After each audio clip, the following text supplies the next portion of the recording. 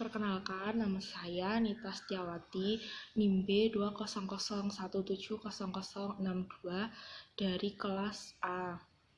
Di sini saya akan mempresentasikan atau menjelaskan materi tentang audit manajemen fungsi pembelian. Yang pertama-tama, kita bahas tentang pengertian.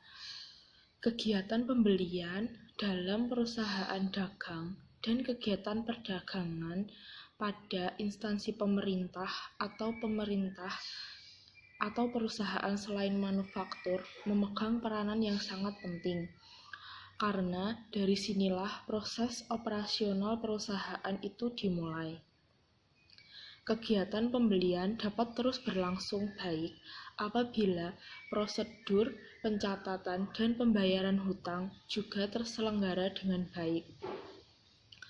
Fungsi pembelian sering dianggap fungsi yang paling penting dan berpengaruh pada unit-unit operasi yang ada di dalam perusahaan. Pada banyak perusahaan, fungsi pembelian merupakan awal dari sebuah proses bisnis. Dengan tujuan memenuhi permintaan pelanggan, perusahaan harus membeli barang-barang, kebutuhan, dan bahan baku yang diminta untuk mengumpulkan atau memproduksi produk-produk perusahaan. Audit manajemen fungsi pembelian memang sudah seharusnya ada pada perusahaan, baik perusahaan kecil dan menengah maupun perusahaan besar sekalipun yang melakukan kegiatan usahanya dalam skala besar pula.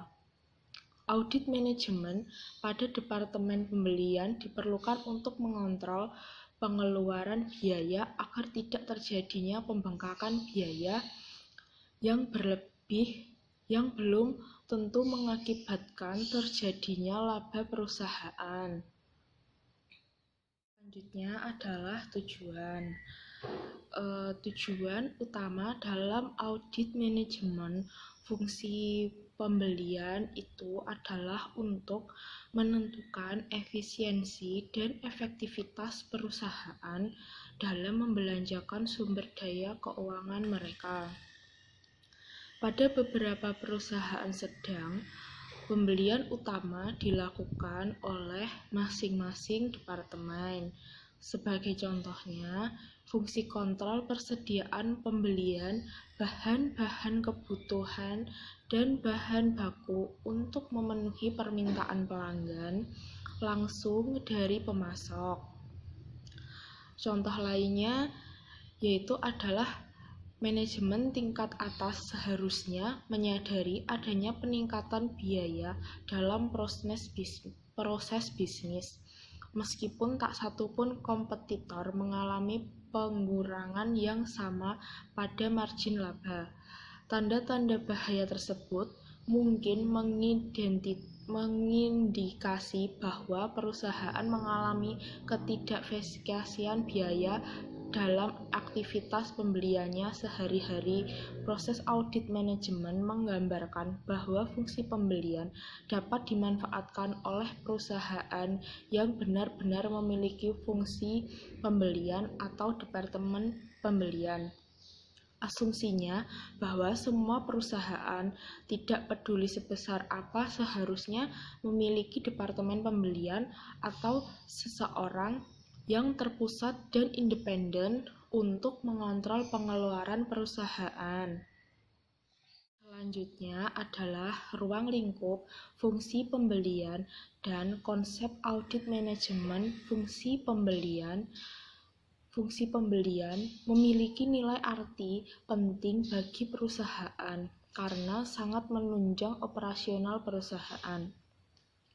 Audit manajemen fungsi pembelian harus dilakukan dengan optimal untuk memastikan agar kegiatan operasional perusahaan tidak sampai terhenti, yang akan berakibat negatif bagi perusahaan secara keseluruhan. Sasaran strategi fungsi pembelian merupakan ukuran atau patokan yang digunakan untuk mengukur tingkat efisiensi fungsi pembelian pada perusahaan. Selanjutnya, melalui audit manajemen fungsi pembelian, tanggung jawab fungsi pembelian dapat diwujudkan dengan baik, efektif, dan efisien. Tanggung jawab itu setidaknya meliputi dua hal sebagai berikut. 1. Penanganan informasi oleh fungsi pembelian telah dilakukan dengan benar.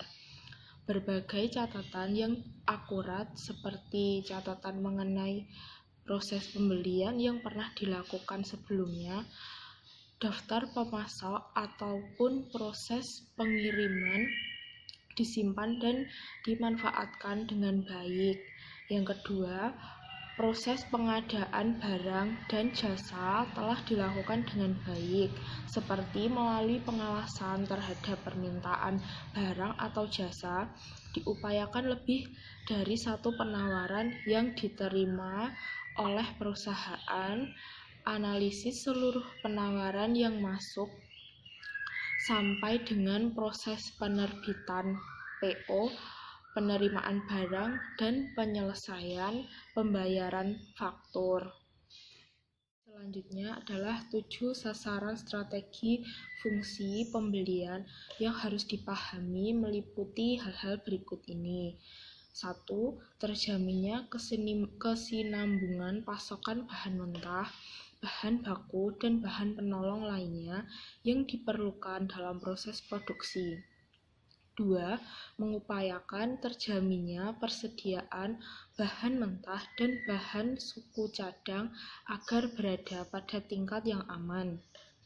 Yang ketiga, terjadinya peralatan dan bahan pendukung produksi lainnya yang diperlukan agar standar mutu dan ketepatan penggunaan dapat tercapai. Yang keempat, pengadaan bahan mentah, bahan baku, suku cadang, bahan lainnya, dan aneka jasa yang diperlukan harus dilaksanakan dengan biaya yang serendah mungkin.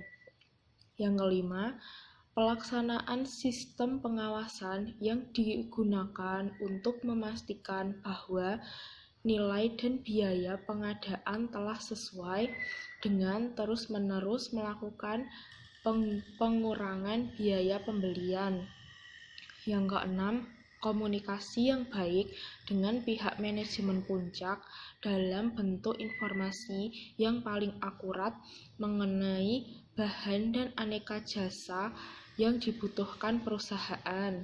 Yang ketujuh, terwujudnya kerjasama dari unit kerja atau unit fungsional lain dalam perusahaan untuk menjalankan fungsi pembelian dengan baik.